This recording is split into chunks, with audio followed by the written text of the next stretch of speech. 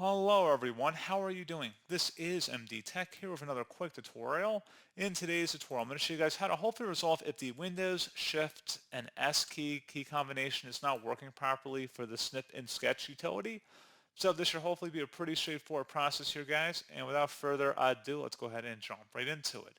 So all you have to do to resolve this problem is open up the search menu, type in settings, best result, should come back with settings. Go ahead and open that up. You want to select System, and now on the right side you want to go and select Notifications, and now you go underneath Notifications and Actions or Notifications from Apps and Other Senders. If you see Snip and Sketch in here, you want to go toggle it off and then on again. So if you see anything in there with Snip and Sketch or Snipping Tool, go ahead and toggle that off and then back on again.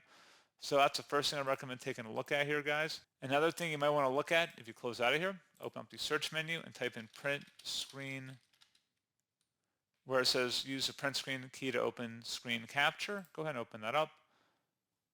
And where it says use the print screen to open screen capture, make sure that is toggled to the on position here.